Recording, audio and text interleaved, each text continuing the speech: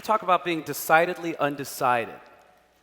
Now, what better setting than a college campus to do this, right? I mean, we're in a place where people might find themselves feeling undecided quite often. But I want to take the concept and I want to flip it. Because being undecided doesn't mean you're stifled, and it doesn't mean you're stuck. It actually means you're growing. It's okay to have questions and concerns, so long as you're moving forward and pursuing something, but anything. Soon you see that life isn't giving you questions, it's giving you answers.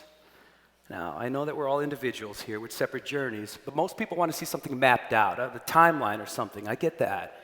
So here's just a basic plan that'll show you the way. Now you go, okay, that's blank. It's blank. It's not a mistake. The only mistake was you thinking there was some specific yellow brick road to your life. If you're looking for a map or a diagram that's going to show you the way, all you're going to come up with is a blank piece of paper. But here's the thing. Everything we do feeds something else. Everything we learn over here eventually feeds something over there. So your life experiences and journeys will create a custom-made flowchart, and that'll show you the way. I know how mine looks, pretty much zigzags, and that's okay, because it's mine. I'll share it with you. When I was a kid, I started to sing. It was instantaneous love. This feeling of making this musical sound with my own natural instrument was inspiring. Of course, I didn't think there was a future in that, but what a cool skill to hone while I pursued my true career, writing. According to my teachers, I was pretty good at it, so I honed the craft, gobbled up books by Taylor Caldwell, Mark Twain, and even comic books by Stan Lee, Chris Claremont, and others. Comic books in particular moved me because I loved the dialogue. Certain authors had a knack for creating realistic conversational tones, even though everyone talking was wearing a cape or spandex. But the dialogue was real. I found myself writing heavy dialogue most of the time and continued on while singing, but there it was.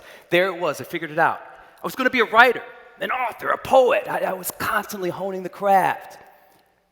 But I was a kid. I was 16. Not yet old enough to be undecided, but young enough to know I didn't want to spend all my time behind a desk. I wanted to move, or make others move, to my words. So I went to my local cable station. They had TV courses in a studio at the time, and after convincing a local producer, I wrote and co-directed my own independent film. See, lots of dialogue in film, which is what I like to write. You see, so this thing over here, this dialogue work I was doing, it fed the thing over there, filmmaking. This was new. I loved it. I loved coming up with ideas and seeing them put on the screen. Oh, so there it was. Now I figured it out. I was going to be a filmmaker, writing, directing, even sometimes starring in my own films. So like always, I honed the craft. But singing was really getting fun. Did I like that more? And now I was in college. I knew I wouldn't make any money with film, would I? And singing was making money, but not enough. But college, I had to do something. I had to study something. Now this is when that undecided feeling first crept in. It wasn't overwhelming, but it didn't feel good either. I recognized that I felt it, but instead of letting it guide me, I let it bother me. It slowed me down. It made me feel like I wasn't prepared for life like everyone else. I was uncertain, but I pressed on. I went back to a safe place, investigated the thought of teaching literature. When compared to my other dreams, teaching felt like a more realistic job. But my heart was still being pulled in so many directions. I loved so many aspects of too many things. Even though they were related, why were my dreams so different and seemingly unattainable?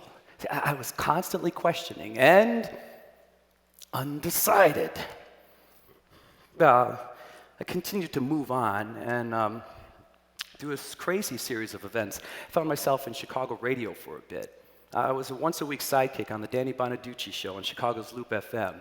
You see, all this time singing on stage made me less afraid to speak in public. I was rough around the edges, but I developed what they call the gift of gab. See, so again, this weird ability that's formed over here served me over there. Talk radio. I never thought about it, but I really liked it. Now, you're not going to make any money being an occasional sidekick in Chicago radio. See, but I honed the craft, really worked at it, and I was primed to get my own show in a smaller market. All I had to do was work in this smaller market and build up enough steam to come back to the big city. Then I could make some real money. So there it was. There it was. I figured it out. I was going to work in radio. Radio! Only nobody hired me. Nobody. I really worked at that dream. I kept singing and studying. I switched my area of study to radio and television at this time, but I didn't know what to do. You know, I wasn't upset about just being undecided. I was upset about the thought of being undecided. It was this nagging feeling that constantly pushed me down. Now, I focused on moving again, and then I took note of something. Something changed in my show. You know, while I was in radio, I was talking to millions of people. I was being trained to improvise, think on my feet, and be engaging on the mic. This made its way to my stage show. Again, suddenly this weird Gabby ability worked its way over here. You see, all of a sudden I was talking more in between songs and engaging the crowd. Most singers in my town, they would just sing a song and say something like, "Thank you, now we'll do another," and then they would move on. But I didn't. Because of radio, I started to talk a lot more. I was improvising with the crowd. So totally, the Gabby thing fed the other thing. You see, because I never stopped honing the craft of singing and performing, you know. Why, oh, why can't I find my way? Mouths keep moving, but there's nothing to say. See, I knew how to do that. I had that down. But others could do that too. However, this gift of gab, it made me stand out. Suddenly, I doubled my yearly bookings in a matter of months. My first love was back, singing. I was working a lot and still studying radio and television. How could that help me? Now, it was still a scary time because though singing was working, it wasn't making enough to survive. See, I didn't have a knack for pricing, so I was constantly underpricing, selling myself short. So, great. Now, what was I going to do? Well, I focused on moving again, and in my off time, I made a short independent film just for fun. That film was viewed by a guy named Jack Minogue. At the time, he was the president of DePaul University. Who knew he was a film buff? Well, next thing I knew, I was getting called in to do promotional filming for DePaul's various programs and departments, and this led to a full-time job as part of DePaul's in-house production team. I couldn't believe it. Suddenly, this film and television study spawned a job. I was promoting different departments and creating relationships with outside entities, even NASA. Eventually, I co-founded my own production company, and this taught me to sell myself. Not short, but long. I learned how to bring the visions of different companies to life. I learned how to lead a crew. It was great. I figured it out. I was done. All roads led to this. I was the head of a production company. Game over. But singing, I loved it. You know, it was right there. I was still performing. Did I love that more than what I was doing? Did I love what I was doing enough? Where was I going with this? Where did I need to be? And then I decided it didn't matter. Maybe I still wanted to sing. You know, maybe I would. Maybe I wouldn't. It didn't matter. See, I finally realized that being undecided was normal, so why fight it? Instead, I accepted it, and I did the one thing I could do, move. Not only did I keep moving, but I redefined my questions and concerns. I considered them movement as well. Next thing I knew, I was getting noticed by the right person at the right time on stage, and I was offered a unique job singing full time. Now, I'd been offered jobs like this before, but I didn't know how to sell myself. Now I did. See, running a company taught me that. And this job, it needed somebody who could front a band, somebody with the gift of gab. It also needed somebody who could work with various corporations who had different visions for their events. Oh, and it needed somebody who could lead a band or a crew, if you will. And all these things over here fed the thing over there. So you get the idea. It worked. I got the job singing full time, and I've been doing it for a while now. I currently perform about 200 shows a year. I even get to travel the world a bit. I didn't allow the thought of being undecided to slow me down anymore. And believe me, it did. I could have learned and improved so much faster if I wasn't getting hung up on this negative concept, see? But now I know Being undecided, it isn't a wall. It's a doorway to self-reflection. A little bit of anxiety is okay.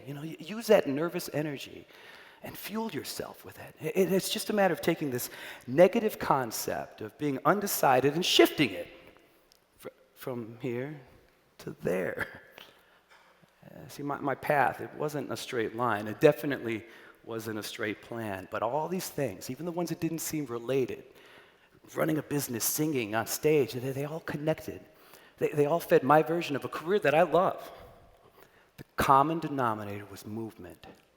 See, the roots of your life are going to intertwine whether you have a plan or not. So if you don't, that's okay. Just move. Go out and find something you love, because that's movement. It's okay to wonder what you're going to do next, no matter where you are in life, because that's movement. Every time you try, every time you question, every time you succeed, every time you fail, it's movement. Just move. That's what I did. It's all I could do. Every time I said I was undecided, it just brought me down, but I never stopped moving, even when I didn't know where I was going.